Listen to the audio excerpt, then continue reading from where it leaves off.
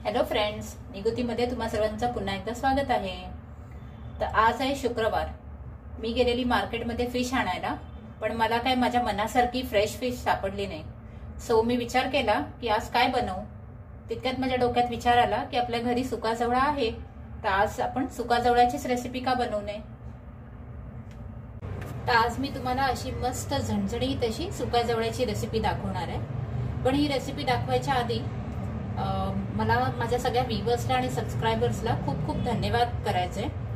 तुम्ही माझे व्हिडिओ बघता, माझ्या चॅनलला लाईक करता, मला सबस्क्राईबही करता, तर त्यासाठी तुम्हा सर्वांचे खूप खूप आभार। तुम्ही असेच माझे व्हिडिओ बघत राहा आणि माझ्या चॅनलला लाईक आणि शेअर करत राहा।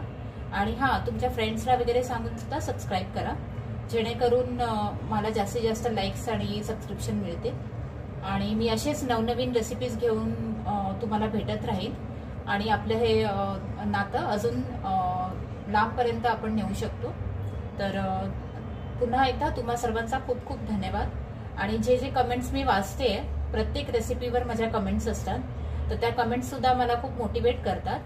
तर अशाच मला कमेंट्स देत राहा माझ्या प्रत्येक रेसिपीवर। माझं जर काही चुकत असेल रेसिपी बनवताना किंवा तुम्हाला काही वेगळ्या पद्धतीने रेसिपी बघायची असेल माझ्याकडून, तर ते सुद्धा मला कळवत राहा कमेंट्समध्ये, जेणेकरून मी माझ्या रेसिपीज तुमच्यासाठी तुम्हाला हवे तशा मी बनवून प्रेझेंट करू शकते।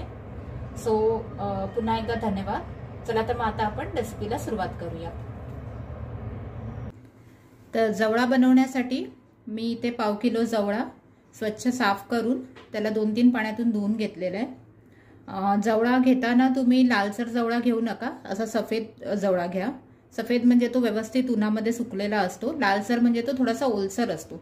जर तुम्हाला तो टिकवायचा असेल बरेच महिने, तर तुम्ही लालसर घेतला तर तो लवकर खराब होतो आणि असा सफेद घेतला तर तो जास्त टिकतो। सो सफेदच जवळा घ्या। त्याला ताटामध्ये व्यवस्थित स्वच्छ साफ करून, कारण त्याच्यात माती वगैरे असते, काही कचरा असतो, तर तो सगळा आपल्याला व्यवस्थित साफ करून घ्यायचा आहे।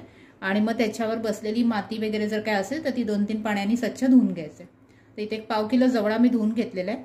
मी एक 6-7 कोकमं घेतलेली आहेत। त्याचबरोबर मी 2 मिडियम साईजचे कांदे बारीक कापून घेतलेले आहेत। एक टोमॅटो मी बारीक कापून घेतलेला आहे। एक 7-8 लसूणच्या पाकळ्या मी बारीक कापून घेतलेल्या आहेत। 2 हिरव्या मिरच्या सुद्धा बारीक कापून घेतलेल्या आहेत। त्याचबरोबर मी घेतलेली आहे कोथिंबीर। चला तर मग आता आपण जवळा फोडणीला घालू। आपण पॅन मध्ये 1-2 चमचे तेल गरम करायला ठेवलेलं। तर आपण तेल गरम झाल्यावर त्याच्यात मिरची आणि लसूण घालून घेऊ पहिले।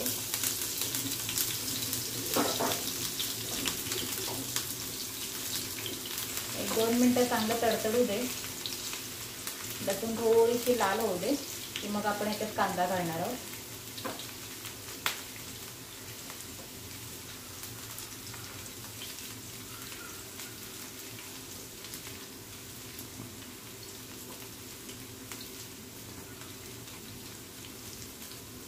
दोन मिनिटं तेलात लसूण परतवल्यानंतर आपण ह्याच्यात कांदा घालतोय।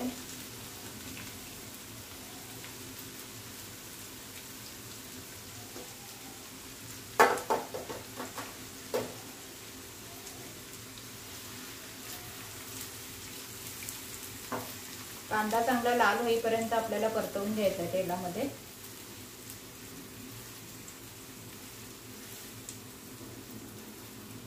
तसंच आपण तेलामध्ये कांदा व्यवस्थित लाल आणि नरम होईपर्यंत परतवून घेऊ आपण। तुम्ही बघू शकता आपला कांदा चांगला लाल झालेला आहे। त्याच्यावर आता आपण टोमॅटो घालून घेणार आहोत। टोमॅटो सुद्धा आपल्याला तेलावर परतवून घ्यायचं आहे। तुम्ही बघू शकता टोमॅटोचं चांगलं पाणी सुटलेलं आहे आणि टोमॅटो आपले चांगले नरम झालेले आहेत। तर आता ह्याच्यात आपण 1 चमचा हळद घालूया आणि मी हा मालवणी मसाला घालते याच्यात। तुम्ही कुठलाही मसाला वापरू शकता, आगरी मसाला, कोळी मसाला किंवा इतर कुठला मसाला जर तुम्ही खात असाल तर। मी ते 2.5 चमचे लाल तिखट मसाला घातलेला आहे। हा मसाला सकट आपल्याला हे सगळं व्यवस्थित तेलात परतवून घ्यायचंय।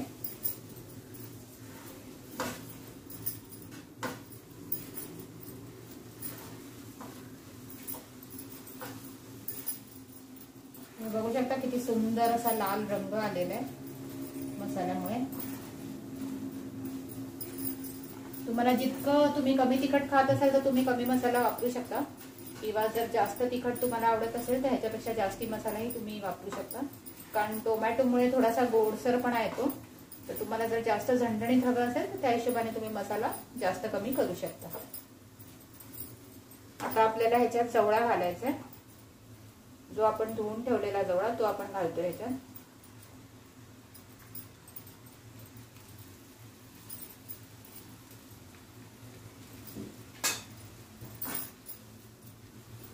जवळा घातल्यावर सुद्धा आपल्याला व्यवस्थित असं हे मिक्स करून घ्यायचं आहे.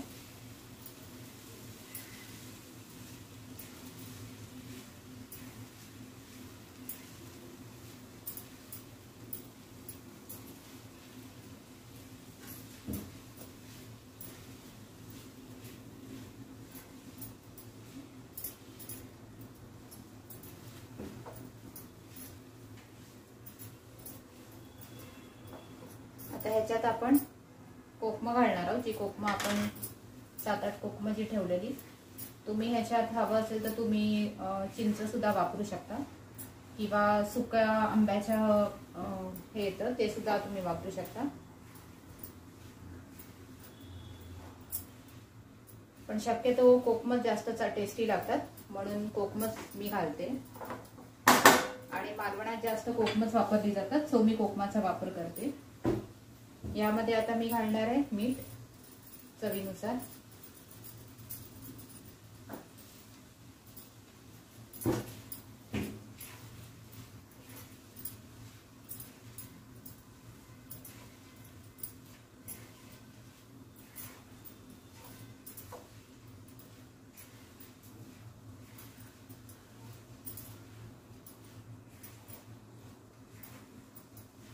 सगळं व्यवस्थित आपल्याला असं परतवून घ्यायचं आहे. आणि मग ह्याच्यात आपण थोडंसं एक अर्धा वाटी पाणी घालणार आहोत.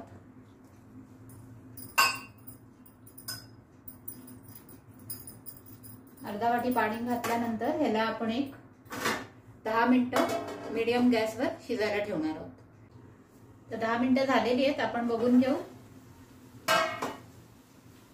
अरे वा, मस्त आपला जवळा शिजलेला आहे आणि त्यातलं पाणी सुद्धा पूर्ण आटून गेलेलं आहे.